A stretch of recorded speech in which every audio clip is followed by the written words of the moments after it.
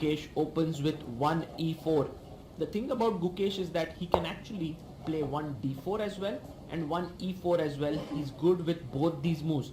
So today he starts off with 1 e4 and it's not so easy to prepare against him. e5 played by Iscandarov, and now the knight comes out to f3. The time control is 90 minutes for 40 moves, then additional 30 minutes and also 30-second increment per move. Gukesh goes for the traditional Ruy Lopez, the Spanish opening, a6 played here. It's always nice to see these youngsters playing openings which have been in fashion for years and years together. Bishop comes back to a4. This is the Ruy Lopez main line, knight to f6, attacking the pawn.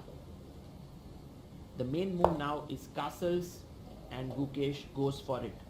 If you take the pawn on e4, that would lead to the open variation of the Ruy Lopez. But right now he goes bishop to e7. Very logical, the closed variation, rook e1 played.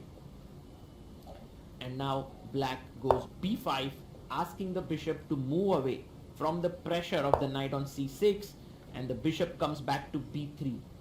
There are two main moves here, d6 and short castle. Black goes short castle, and here as white you have to decide. If you play the move c3, then d5 leads to the martial attack, and therefore d3 is known as the anti-martial.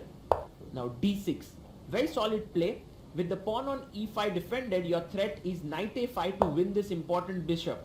So Gukesh makes space for it with c3. The knight anyway comes to a5 to attack it, and now the bishop of course has to be saved. This is the critical bishop in this opening. So bishop goes back to c2, and black takes space in the center with c5. This is the thing about this opening. White is sort of looking low on space, but his ideas are very common. You go knight f1, knight g3, you hit the center with, hit the queen side with a4, and these are the plans. The knight comes back to c6, and now Gukesh plays his pawn up to h3. All useful moves. Rook e8 played by black, and Gukesh now goes a4. Look at the time on his clock. He has 1 hour 31 minutes and 30 seconds. Gukesh is here along with his second, Gregors Gaevsky, who helps him with all his preparations, and this seems to be a position he knows. First point where Gukesh thought, he goes knight f1, h6 by Misraddin. Later on that move can be handy. ab5 taken. The rook is now activated along the a file. Opponent takes the pawn back, and now will he continue normally with knight g3 or e3? No, Gukesh goes for the central breakthrough with d4, which is a very useful move. Now black takes cd, and of course Gukesh will recapture back with the pawn cd.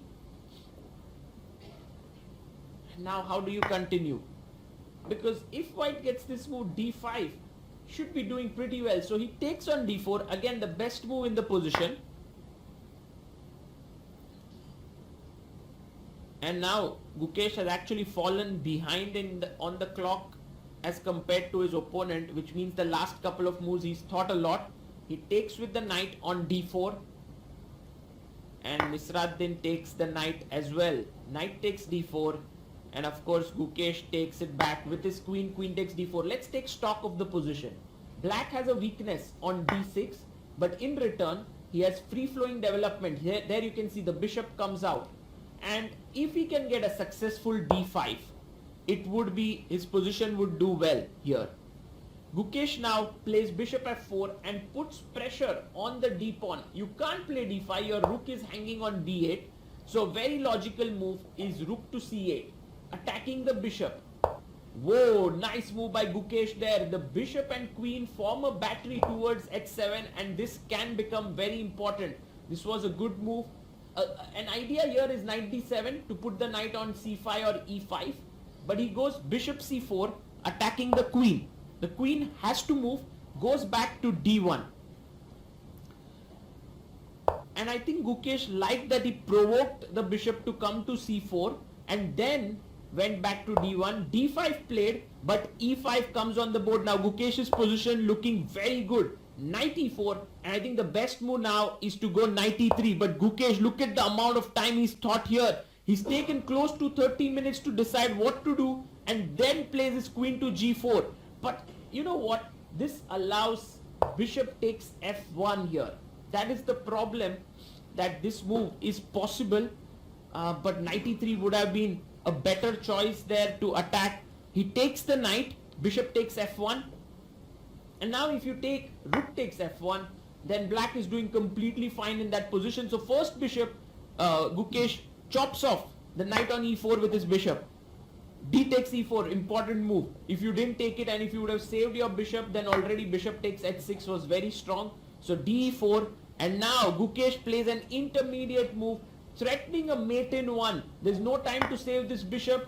Bishop drops back to f8. It seems like Gukesh is doing well, but actually Misraddin has things under control because Gukesh's e5 pawn is hanging. Rook takes e5 played. As of now, both sides have 4 pawns each, and the position is close to equal. But Gukesh says, Misraddin, your queen is a bit overloaded. Your rook is attacked by my queen, and therefore queen e8 is the best move.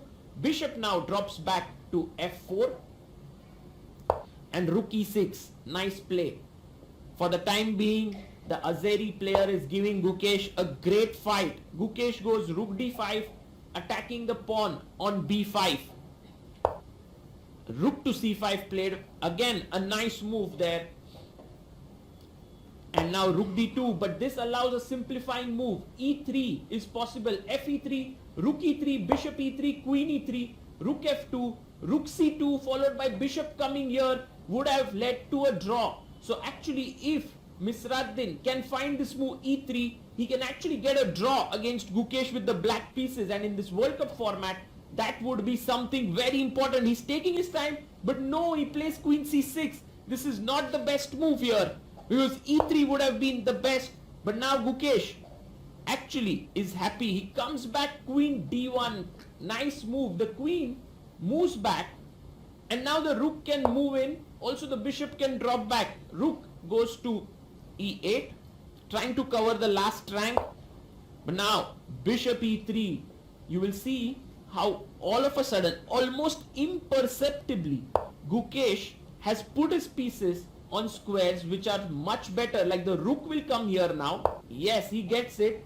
And these two rooks are on highways, and suddenly the black rooks are completely boxed in. How did this happen? You know, this happens when you're facing a good opponent. Suddenly your pieces go on to squares which you never thought they would go to. Now Gukesh's rook is on the 7th. The other is planning to join in. Rook e6 played. His idea is to trade off one of the rooks here with rook d6. What should Gukesh do now? Because if he goes rook c7 trying to come here, rook d6 would trade, and he goes rook d8. And he tells his opponent, if you go rook d6, I'll take on e8. If you take my queen, I'll get 2 rooks for the queen. So he goes king h7. The big blunder here. Gukesh moves in with 4 minutes. Both his rooks have arrived on the last rank.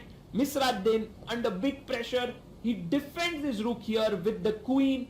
But Gukesh now brings in the third attacker with queen d7. Suddenly, everything's hanging. Rook takes d8. You can literally sense that black's position sort of fell apart in couple of moves. If the bishop moves, there's queen h8 mate, and so he goes rook f6, trying to prevent that mate. But now Gukesh has bishop coming to c5. No, he first plays bd4, asking the rook where it wants to go. Rook comes back to f7, and now Gukesh can simply play his bishop to c5. The bishop will be lost because if you take queen h8 is a checkmate, and he plays it. Misraddin down to his last couple of seconds. Whoa, in fact, he has 40 minutes. Actually, 40 moves are done. So he thought for 30 minutes there. He thought for another 17 minutes. He got an extra 30 minutes and resigned. Gukesh comes, shake of hands, placing the king in the center. What I really like about Gukesh is that he's not too excited after winning. Very calm, cool, composed.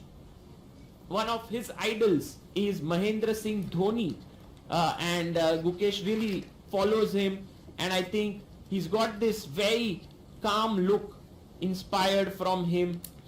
There you have it. He's putting back all of his pieces.